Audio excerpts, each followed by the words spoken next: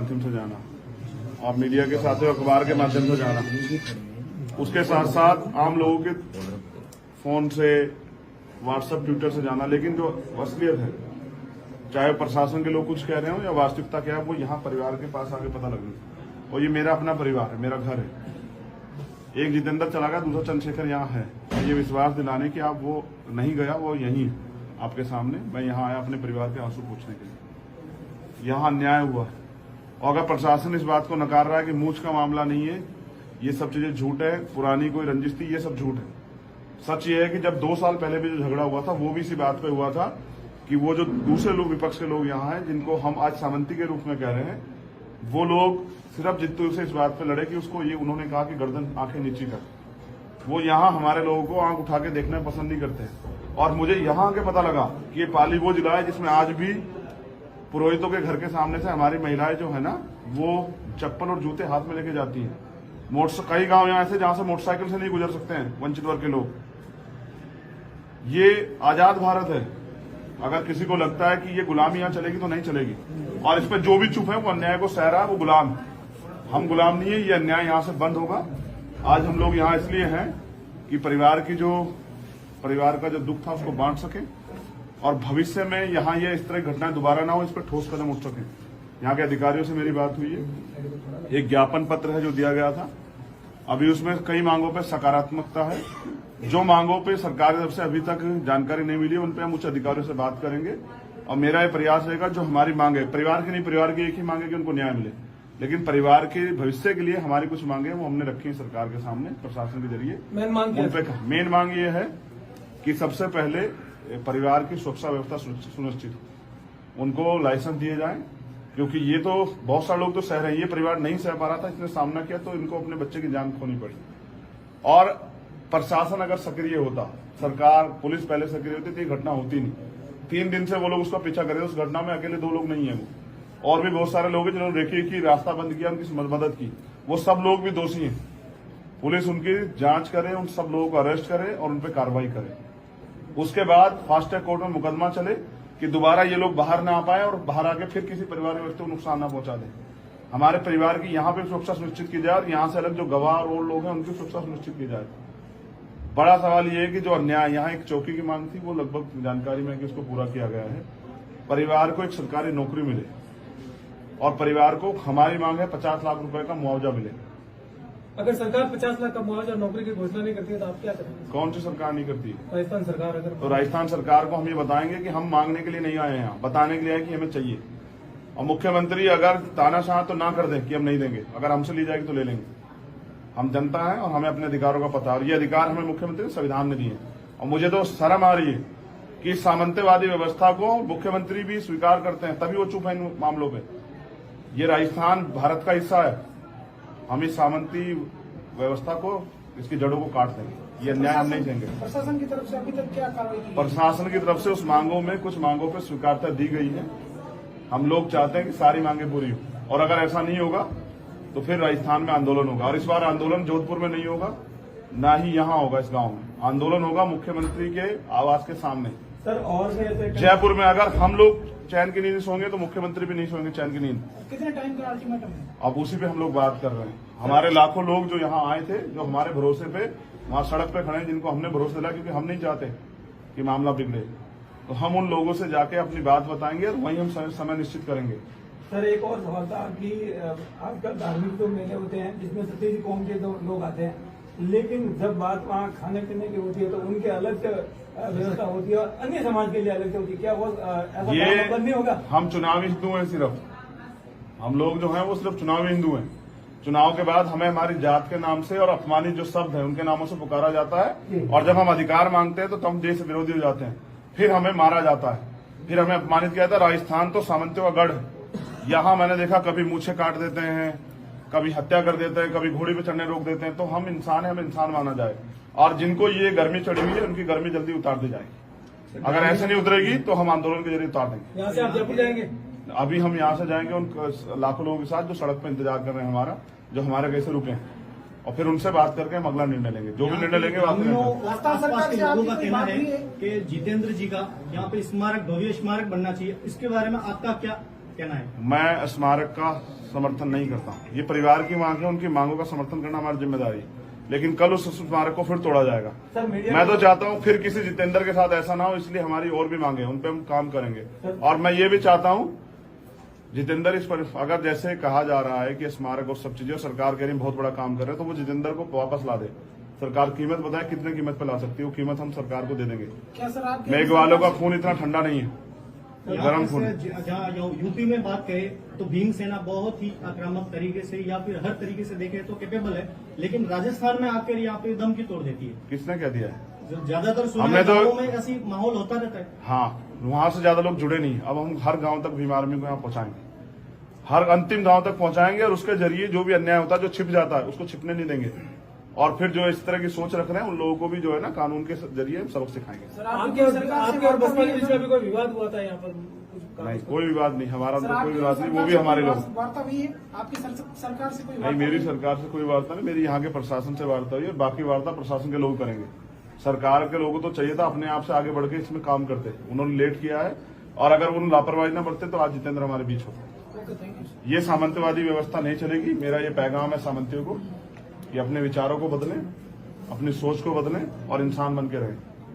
शोषितों को मजबूर न करें अपने हक अधिकार की लड़ाई के लिए सड़कों पर आने के लिए। धन्यवाद। टीवी के माध्यम से जाना, आप मीडिया के साथ अखबार के माध्यम से जाना, उसके साथ साथ आम लोगों के फोन से, व्हाट्सएप, ट्विटर से जाना। लेकिन जो असलियत है, चाहे प्रशासन के लोग कुछ कह रहे हो या वास्तविकता क्या है, वो यहाँ परिवार के पास आके पता लगनी। और ये मेरा अपना परिवार है, मेरा घर है। एक जितेंद्र चला गया, दूसरा चंद्रशेखर यहाँ है। ये विश्वास दिलाने कि आप वो नहीं गया, वो यहीं है आपके सामने। मैं यहाँ आया अपने परिवार के आंसू पूछने के लिए। यहाँ अन्याय हुआ और अगर प्रशासन इस बात को नकार रहा है कि मूछ का मामला नहीं है, ये सब चीजें झूठ है, पुरानी कोई रंजिश थी, ये सब झूठ है। सच ये है कि जब 2 साल पहले भी जो झगड़ा हुआ था, वो भी इसी बात पे हुआ था कि वो जो दूसरे लोग, विपक्ष के लोग यहाँ हैं, जिनको हम आज सामंती के रूप में कह रहे हैं, वो लोग सिर्फ जित्तू से इस बात पे लड़े कि उसको ये उन्होंने कहा कि गर्दन आंखें नीची कर। वो यहाँ हमारे लोगों को आंख उठा के देखना पसंद नहीं करते। और मुझे यहाँ आके पता लगा कि ये पाली वो जिला है जिसमें आज भी पुरोहितों के घर के सामने से हमारी महिलाएं जो है ना, वो चप्पल और जूते हाथ में लेके जाती हैं। कई गांव यहाँ ऐसे जहां से मोटरसाइकिल से नहीं गुजर सकते हैं वंचित वर्ग के लोग। ये आजाद भारत है। अगर किसी को लगता है कि ये गुलामी यहाँ चलेगी तो नहीं चलेगी। और इस पर जो भी चुप है वो अन्याय को सह रहा है, वो गुलाम है। हम गुलाम नहीं है। ये अन्याय यहाँ से बंद होगा। आज हम लोग यहाँ इसलिए हैं कि परिवार का जो दुख था उसको बांट सके और भविष्य में यहाँ ये इस तरह घटनाएं दोबारा ना हो, इस पर ठोस कदम उठ सके। यहाँ के अधिकारियों से मेरी बात हुई है। एक ज्ञापन पत्र है जो दिया गया था, अभी उसमें कई मांगों पर सकारात्मकता है। जो मांगों पे सरकार की तरफ से अभी तक जानकारी नहीं मिली, उन पे हम उच्च अधिकारियों से बात करेंगे। और मेरा ये प्रयास रहेगा, जो हमारी मांग है, परिवार की नहीं, परिवार की एक ही मांग है कि उनको न्याय मिले, लेकिन परिवार के भविष्य के लिए हमारी कुछ मांगे वो हमने रखी है सरकार के सामने, प्रशासन के जरिए। मेन मांग ये है कि सबसे पहले परिवार की सुरक्षा व्यवस्था सुनिश्चित, उनको लाइसेंस दिए जाए, क्योंकि ये तो बहुत सारे लोग तो सह रहे हैं। ये परिवार नहीं सह पा रहा था, इसने सामना किया तो इनको अपने बच्चे की जान खोनी पड़ी। और प्रशासन अगर सक्रिय होता, सरकार, पुलिस पहले सक्रिय होती तो ये घटना होती नहीं। 3 दिन से वो लोग उसका पीछा कर रहे थे। उस घटना में अकेले 2 लोग नहीं है, वो और भी बहुत सारे लोग हैं जिन्होंने रेखी की, रास्ता बंद किया, उनकी मदद की। वो सब लोग भी दोषी हैं। पुलिस उनकी जांच करे, उन सब लोगों को अरेस्ट करे और उन पर कार्रवाई करे। उसके बाद फास्ट ट्रैक कोर्ट में मुकदमा चले कि दोबारा ये लोग बाहर ना आ पाए और बाहर आके फिर किसी परिवार के व्यक्ति को नुकसान ना पहुंचा दे। हमारे परिवार की यहाँ पे सुरक्षा सुनिश्चित की जाए और यहाँ से अलग जो गवाह और लोग हैं उनकी सुरक्षा सुनिश्चित की जाए। बड़ा सवाल ये है कि जो अन्याय, यहाँ एक चौकी की मांग थी, वो लगभग जानकारी में कि उसको पूरा किया गया है। परिवार को एक सरकारी नौकरी मिले और परिवार को, हमारी मांग है 50 लाख रुपए का मुआवजा मिले। अगर सरकार 50 लाख का मुआवजा नौकरी की घोषणा नहीं करती है तो आप क्या करेंगे? कौन सी सरकार नहीं करती? राजस्थान सरकार। अगर तो राजस्थान सरकार को हम ये बताएंगे कि हम मांगने के लिए नहीं आए यहाँ, बताने के लिए आए कि हमें चाहिए। और मुख्यमंत्री अगर तानाशाह तो ना कर दे कि हम नहीं देंगे, अगर हमसे ली जाएगी तो ले लेंगे।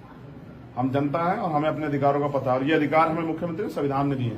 और मुझे तो शर्म आ रही है कि सामंतवादी व्यवस्था को मुख्यमंत्री भी स्वीकार करते हैं, तभी वो चुप है इन मामलों पे। ये राजस्थान भारत का हिस्सा है। हम इस सामंती व्यवस्था को, इसकी जड़ों को काट देंगे। ये अन्याय हम नहीं देंगे। प्रशासन की तरफ से अभी तक क्या कार्रवाई की? प्रशासन की तरफ से उस मांगों में, कुछ मांगों पर स्वीकारता दी गई है। हम लोग चाहते हैं कि सारी मांगे पूरी हो, और अगर ऐसा नहीं होगा तो फिर राजस्थान में आंदोलन होगा। और इस बार आंदोलन जोधपुर में नहीं होगा, ना ही यहाँ होगा, इस गांव में आंदोलन होगा मुख्यमंत्री के आवास के सामने। सर और भी ऐसे जयपुर में अगर हम लोग चैन की नींद सोएंगे तो मुख्यमंत्री भी नहीं सोएंगे चैन की नींद। कितने टाइम का अल्टीमेटम है? अब उसी पे हम लोग बात कर रहे हैं। हमारे लाखों लोग जो यहाँ आए थे, जो हमारे भरोसे पे वहां सड़क पे खड़े हैं, जिनको हमने भरोसा दिलाया, क्योंकि हम नहीं चाहते कि मामला बिगड़े, तो हम उन लोगों से जाके अपनी बात बताएंगे और वहीं हम समय निश्चित करेंगे। सर एक और सवाल था कि आजकल धार्मिक तो मेले होते हैं जिसमें सतीश कौम के लोग आते हैं, लेकिन जब बात वहाँ खाने पीने की होती है तो उनके अलग व्यवस्था होती है और अन्य समाज के लिए अलग होती है। क्या वो ऐसा ये नहीं होगा? हम चुनावी हिंदू हैं, सिर्फ हम लोग जो हैं वो सिर्फ चुनावी हिंदू हैं। चुनाव के बाद हमें हमारी जात के नाम से और अपमानित जो शब्द है उनके नामों से पुकारा जाता है, और जब हम अधिकार मांगते हैं तो हम देश विरोधी हो जाते हैं, फिर हमें मारा जाता है, फिर हमें अपमानित किया जाता है। राजस्थान तो सामंतियों का गढ़, यहाँ मैंने देखा कभी मूछें काट देते हैं, कभी हत्या कर देते हैं, कभी घोड़ी पे चढ़ने रोक देते हैं। तो हम इंसान हैं, हमें इंसान माना जाए, और जिनको ये गर्मी चढ़ी हुई है उनकी गर्मी जल्दी उतार दी जाएगी। अगर ऐसे नहीं उतरेगी तो हम आंदोलन के जरिए उतार देंगे। यहाँ से आप जयपुर जाएंगे? अभी हम यहाँ से जाएंगे उन लाखों लोगों के साथ जो सड़क पे इंतजार कर रहे हैं हमारा, जो हमारे कैसे रुके हैं, और फिर उनसे बात करके हम अगला निर्णय लेंगे। जो भी निर्णय लेंगे वो आपको आसपास के लोगों का कहना है कि जितेंद्र जी का यहाँ पे स्मारक, भव्य स्मारक बनना चाहिए, इसके बारे में आपका क्या कहना है? मैं स्मारक का समर्थन नहीं करता हूँ। ये परिवार की मांग है, उनकी मांगों का समर्थन करना हमारी जिम्मेदारी है, लेकिन कल उस स्मारक को फिर तोड़ा जाएगा। सर मैं तो चाहता हूँ फिर किसी जितेंद्र के साथ ऐसा ना हो, इसलिए हमारी और भी मांगे उन पे हम काम करेंगे। और मैं ये भी चाहता हूँ जितेंद्र इस पर, अगर जैसे कहा जा रहा है कि स्मारक और सब चीजें सरकार कह रही बहुत बड़ा काम कर रहे हैं, तो वो जितेंद्र को वापस ला दे। सरकार कीमत बताए कितने कीमत पे ला सकती है, वो कीमत हम सरकार को दे देंगे। क्या सर आप मेघवालों का खून इतना ठंडा नहीं है, गर्म खून। जहाँ यूपी में बात करें तो भीम सेना बहुत ही आक्रामक तरीके से या फिर हर तरीके से देखें तो कैपेबल है, लेकिन राजस्थान में आकर यहाँ पे दम की तोड़ देती है। किसने कह दिया है? ज्यादातर हमने तो गाँवों में ऐसी माहौल होता रहता है। हाँ, वहां से ज्यादा लोग जुड़े नहीं। अब हम हर गांव तक भीम आर्मी को यहाँ पहुंचाएंगे, हर अंतिम गांव तक पहुंचाएंगे, और उसके जरिए जो भी अन्याय होता है, जो छिप जाता है, उसको छिपने नहीं देंगे। और फिर जो इस तरह की सोच रख रहे हैं उन लोगों को भी जो है ना कानून के जरिए सबक सिखाएंगे। सर आपके और बसपा के बीच में भी कोई विवाद हुआ था यहाँ पर? नहीं, कोई विवाद नहीं, हमारा तो कोई विवाद नहीं, वो भी हमारे लोग। वार्ता हुई है आपकी सरकार से? कोई नहीं, मेरी सरकार से कोई वार्ता नहीं, मेरी यहाँ के प्रशासन से वार्ता हुई है। बाकी वार्ता प्रशासन के लोग करेंगे। सरकार के लोगों को तो चाहिए था अपने आप से आगे बढ़ के इसमें काम करते, उन्होंने लेट किया है, और अगर उन्होंने लापरवाही न बरते तो आज जितेंद्र हमारे बीच होता। ये सामंतवादी व्यवस्था नहीं चलेगी। मेरा ये पैगाम है सामंतियों को कि अपने विचारों को बदलें, अपनी सोच को बदलें और इंसान बन के रहें। शोषितों को मजबूर न करें अपने हक अधिकार की लड़ाई के लिए सड़कों पर आने के लिए। धन्यवाद।